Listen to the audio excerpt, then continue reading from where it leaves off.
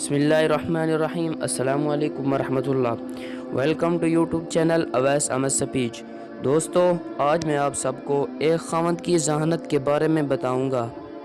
ایک خاوند صاحب ذرا زیادہ ہی ذہین اور چلاک تھے۔ جب انہوں نے گھر بنایا تو گھر کے پورے نقشے کو بیوی کے سپرد کر دیا کہ جیسے آپ کہیں گی ویسے ہی گھر بنے گا، مگر ایک چیز میں اپنی پسند کی بناؤں گا۔ اس نے کہا وہ کیا؟ کہنے لگے کچن میں اپنی پسند کی بناؤں گا۔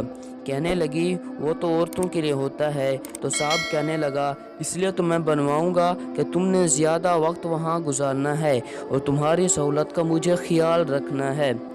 اب بتائیے کہ دو فکرے تھے۔ ان دو فکروں سے بیوی کو ایسی تسلی ملی کہ جہاں میں نے سارا دن کام کرنا ہے، میرا میاں کہہ رہا ہے کہ وہ تو میں اپنی پسند کا بنوا کر دوں گا اور تیری ایک ایک چیز کا خیال رکھوں گا۔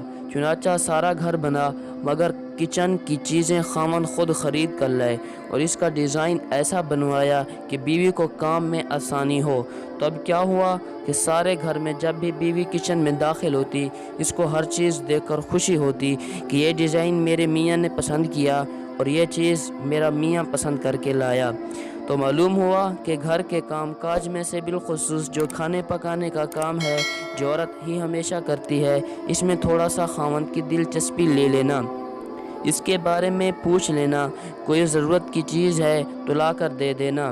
اس سے عورت کو یہ محسوس ہوتا ہے کہ میرا خاوند میری ضرورت کو ضرورت سمجھتا ہے اور میری تکلیف کو تکلیف سمجھتا ہے اور مجھے راحت پہنچانے کے لیے ہر ممکن کوشش کرتا ہے۔ جب تم اس طرح تھوڑا سا اس کے ساتھ شیئر کرو گے تو کیا ہوگا؟ بیوی کے دل میں خوشی ہوگی کہ میں اکیلی نہیں اور میرا خاوند میرے ہر کام پر نظر رکھتا ہے اور کم از کم مجھے اس کی تائید، اس کی مدد حاصل ہے اور مجھے اس کی سرپرستی حاصل ہے۔